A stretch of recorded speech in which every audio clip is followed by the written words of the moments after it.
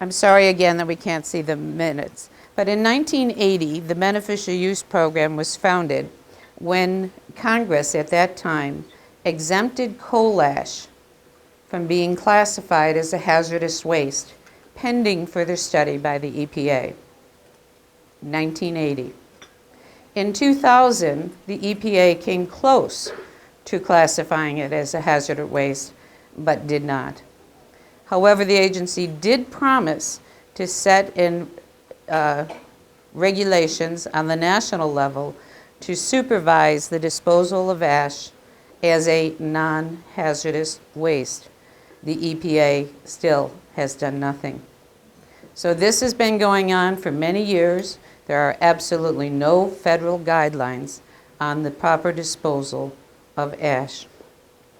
It is under state regulations, but no federal. And I did find out through many communications with the DEC, New York State is one of about 14 that choose to use the ash on our roadways. Now, if you're making it into concrete, and they do have emergency measures they're looking at in New York about the standards for the safety and the strength of the concrete products, a lot of fly ash goes into that. But for our roads, our town trucks go into the landfill in Pomfret. They pull up to a pile of bottom ash. Now the ash that stays there has to be regulated by both federal and state regulations because it's a waste site.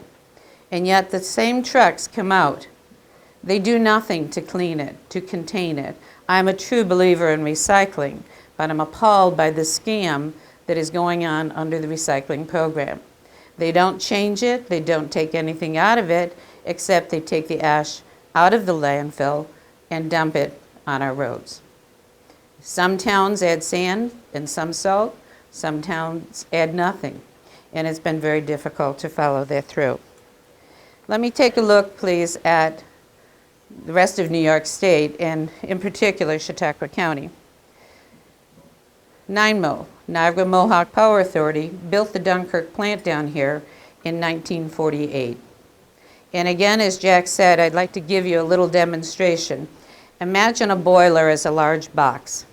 Each of the corners have a series of chutes of wind, coal, and the pulverized coal is blown in, suspended in air, and ignited. Now, some of the coal never ignites, and it falls into the bottom hopper, along with the larger clunks that Jack referred to in the bottom ash. This is put into a wet container, and that's what's referred to as the bottom ash. Jack mentioned about fly ash. Fly ash is more completely combusted, and it gets finer. And what happens is that it will then be collected on these electrostatic stacks. Some of it is collected in fly ash, which is ash, but much of it also goes out the stacks. Try battery. Okay, can you hear me without it? So as the rest goes out the stack, now that's what they're trying to clean up when they're talking about clean coal. There is no clean coal because the waste goes someplace, but they will try to clean out the air emissions. But as they collect even now at the bag houses in Dunkirk, they're trapping more and more mercury from escaping into the air, but it's in the fly ash. Well, how much mercury can you put into making concrete foundations for private homes, cement blocks, asphalt tiles for your house, kitchen countertops? My three boys, I know they would crack my countertop. And what happens then if I've got a crack? At least they did something to contain the ash, I thought. So this is all very dangerous. In 1962, here in Chautauqua County, Don Frame from Don Frame Trucking reported, I'm going to put this down, I think, is that right? Don Frame reportedly bought the airstrip that was on Van Buren Road along with quite a bit of other property there. And a property that used to be owned by Mr. Crisanti. In 1970, I believe it was around 73, the New York State DEC, Department of Environmental Conservation, was established. And in the early 70s, coal ash was exempted as a solid waste. Notice I didn't even say hazardous. It's not even a solid waste when it was put in transport.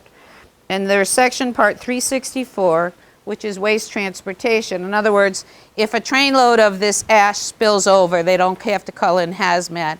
It's not a waste. So those regulations are still in effect, and it is still exempt when you're transporting ash. In 1980, NIMO was going to build a second power plant. And throughout the years, Don Frame and the power companies purchased over 1,054 acres, generally in the area bounded by Van Buren Bay Road and Berry Road. The plant was going to be built, luckily, whatever. There were problems and the project got canceled. However, today, there is a landfill in that area covering part of the land. In 1988, the DEC determined again, let's look at bottom ash, just the bottom, not the fly ash. But bottom ash, forget when you're just transporting it. If you want to use this as a road traction, the DEC exempted it from the definition of solid waste. Now, they didn't make a regulation, they didn't pass a law, they didn't issue a permit. They exempted it from the definition when it was used as a traction agent. In 1992, the policies became more formalized. NIMO applied for a BUD, a Beneficial Use Determination, number 122034. I know it better than my Social Security number. This BUD was issued in 92 to Niagara Mohawk, and it said that any of the ash from the Dunkirk or the Huntley plant in Tonawanda, New York, could be used as a traction agent and a filler in buildings, other things. I was narrowing in on the traction agent. The company, the producer, was supposed to report who was using it, where it was going, and how much. They also were supposed to test the ash twice a year. This is in the BUD. The BUD is on one of the boards in the hallway. They were supposed to test it twice a year to guarantee the safety of that ash. If something was too high and could pollute the water, they weren't supposed to use that ash, and they couldn't start the program again until they ran another test. The BUD was also updated in 1996. And by that update of BUD 122034, I hope you memorize it, they can now use that bottom ash on school running tracks as the surface material with nothing over it. They can use it on running tracks, and they can use it in trail making. However, things got a little worse because in 1993, the year later, the DEC issued a new regulation called 360-1.15. That has a Part A through D, and I need to read directly from some of that for you. In Part A of that regulation, it says BUDs granted before the effective date of this section, 93, shall remain in effect subject to all conditions contained therein, unless specifically addressed by subsequent department action. I found none. The DEC ignores this first part. They always immediately refer me and anyone else I have called to Part B and to Part C. Part B is a list of 16 things. They now call those predetermined BUDs. And in a predetermined BUD, by the way, numbers 14, 15, and 16 deal with coal ash, a variety of uses for both the bottom ash and the fly ash, and even the tars that are made.